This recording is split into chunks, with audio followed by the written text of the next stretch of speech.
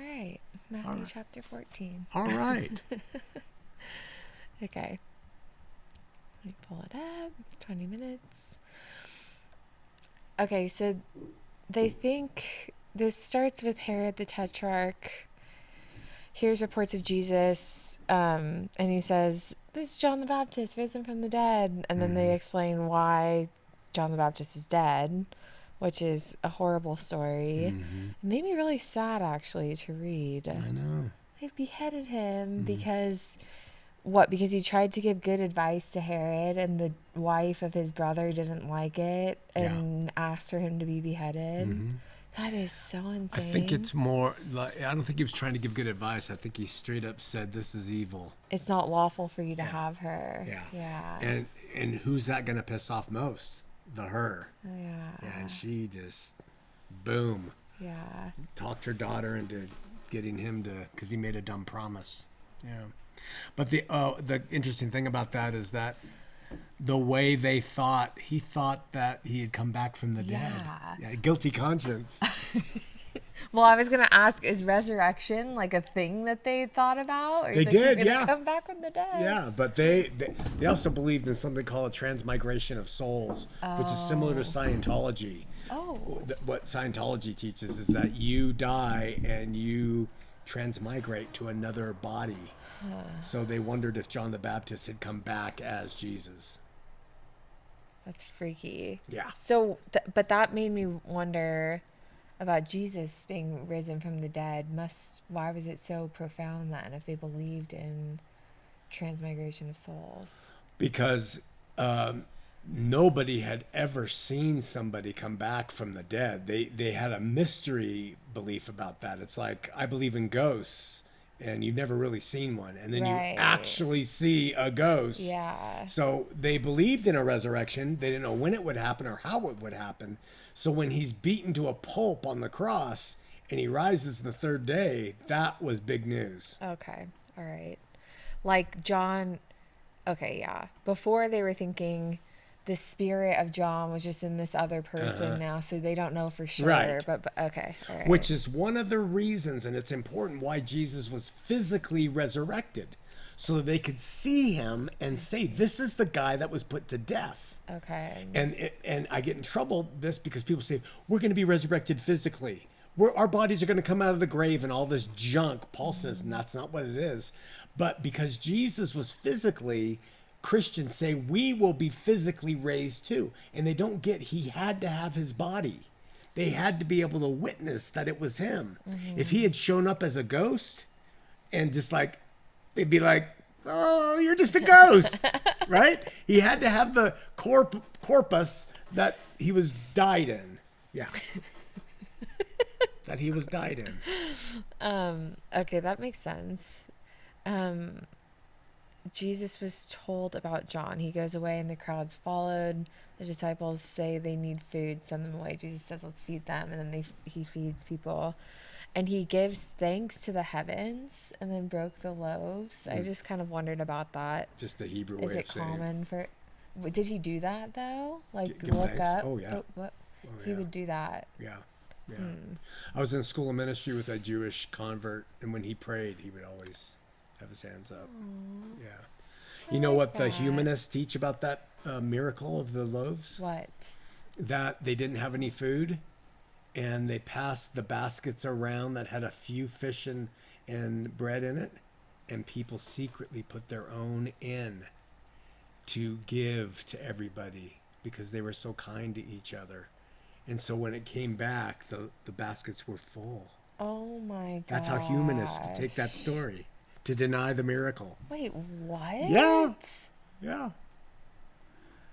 I mean, it could possibly be the case. It creates doubt, doesn't it? It's kind of stupid. Kind of weird. I don't know. I don't like that. Yeah. Doesn't feel right, does it? No. Not that feeling Feelings right. are good, right? Yeah. He sends it, but that happens twice. I think before we've talked about this, and you said that's not the actual loaves and fishes. No. story. Yeah, there's The several. other one is. Oh, okay. Yeah, there's a few. I think what we were talking about is the Sermon on the Mount versus the Sermon on the Plain. There's two of those as well. So it gets confusing. Okay.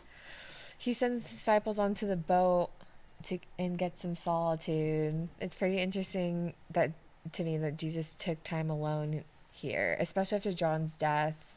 He's mourning. Yeah, and that the news of his death surprised him. Yeah. It did, right? Well, I don't know. I mean, I don't know if it surprised him. I don't think the text says that, but he was heartbroken. Yeah. Jesus was a trip because he knew he would heal people, raise people from the dead. He knew, I guess, that there is God, and that there's a heaven and there's an afterlife. He knew John was a great guy, and yet his heart breaks when they die. So it shows he was really human. He had feelings, you know. It makes me sad. Yeah. He's a man of sorrows, acquainted with grief. That's that Isaiah. mean? Oh, he's called that. He's called a man of sorrows. Yeah. Yeah. Yeah, that's interesting because I can't help but feel sometimes like I just see the bad in life or something. But that's like what this is about. Is that life is hard. Yeah. It's like we were just talking about this, like maintaining some like youthful like innocence or something, but like he came because life is really difficult and like he experienced it. Yeah, fully. And without any reason to. He didn't do anything wrong. And he got it handed to him. That's the point. Yeah, I see it more and more the older I get. Like, things are just so heavy. Yeah. Okay, so Now we're coming up to a great story. Jesus walked out to them on the lake. Hilarious to me that they go, "Is that a ghost?" and got scared. Remember, they But it believed would of be ghosts. terrifying. They believed of spirits. They didn't have like harbor lights. They didn't have like lights on the boat. And then the Lake Tiberias, it sits down I think that's Tiberias where they're on. And it sits down and it's surrounded by these hills. And so the wind blows over and down and it makes the thing really radical. Right? Still? Yeah, they know that about this place. So he goes treading out there like a cool dude. And they think, these grown men think they're seeing a ghost. It honestly would be It terrifying. would be terrifying. I love it. I'm picturing my times on a boat in the dark. Man. Oh my gosh, that would be so scary. Oh, yeah. And then Peter asks Jesus, I did not know this. I think it must be the translation I read, but he asked Jesus, if it's you, tell me to come out onto the water. Wait. That's what it says. Read it to me. I don't get that. Okay. Hold on. He says, take courage, it's I, don't be afraid. Jesus says that. And Peter replied, Lord, if it's you, tell me to come on the water. Oh, And yeah, I've Jesus never says, thought of that. come. Yeah. What the? You've never thought of that? I've never thought of him saying come. I don't know. Maybe it's the NIV. I wonder about the NIV. We call that Should the we nearly compare? inspired version. What's the one you told me to I'm going through different softwares. ESV's good. NIV's good. I just don't remember ever reading that. So I just wonder if it's part of. Wait, let's double check. Check the King James and see what it says. Yeah, ESV says, take heart, it is I, do not be afraid. And Peter answered him, Lord, if it's you, command me to come onto the water. Okay, I don't remember that. It's funny you caught that. He said, come. I don't know why. That's a weird you thing. caught it. I didn't catch it, and you brought it up like it was weird to you because I've never even seen that. Yeah, that's very odd that I... So maybe it's like, you're my Lord, command me, and if he commands you, I believe I can do it. Well, it seems like that because then the rest of it is him... like being called out for looking to the wind and looking, instead of him when he was called by it. But so that principle. Well, no, I want He to talk took his about eyes it. off But Jesus. yeah, well, I want to talk about it, but that must be why he says, Lord, if it's you, command me to come to the water. I think don't that's know. this is one of the most. It's even bigger than the fish with the gold piece in his mouth. That Peter could walk out there. That is mind-blowing. Yeah. Yeah. It's a hard one. Yeah, it's very hard. Yeah. It's like insane. Yeah. Especially from just like our experience with the ocean and water. Oh, It yeah. like hits really hard. Like that's nuts, Yeah. especially on a windy. But then But if you see the one you place your faith in that you're following, who has changed water into wine and done all these things with material substances, you're probably thinking, I can do it. You know, you're here with me. I don't know. well, of anyone, Peter should have had faith that. I mean, I guess we could all have that said about us, but Peter should have faith, having been in Jesus' proximity, that he You could would walk think. on the water. You would think. But But- Peter goes through the whole life with Jesus and denies him. Yeah. It's like knowing you're going to be fine jumping off a diving board, but Right. still being scared by it or Yeah, something. Yeah. But Jesus says, so I took note that when he got afraid, when he saw the wind, he got afraid. And when he got afraid was when he began to sink. Mm-hmm. And Jesus says that that is what doubt is, and having little faith. Maybe it's like a dark way of seeing this story, but it's kind of strange to me that not having faith is associated with like putting blinders on to kind of reality. The reality was there's wind, there's water, I'm gonna sink. Not having faith is like not thinking about that and just looking at Jesus. Yeah. It's keeping your eyes on him. And, Yeah. and that's done in faith. And that's done in believing that he will sustain you out there on that windswept sea and that he will save you from your obvious demise. But it says, but when Peter looked down, because he said, I think the King James says, when he looked at the waves, not the wind. Yeah, these ESV and NIV say when he saw the wind, but the other ones say when he looked down. I've seen that. So to look down, you have to take your eyes off. Yeah. And he started to sink. And then his response is what we do when we start to sink. Cry out. Jesus, save me. Yeah. Yeah. That's the cycle of a Christian, you know, of someone who pursues God is, I'm sinking here, man. I lost the faith. Save me.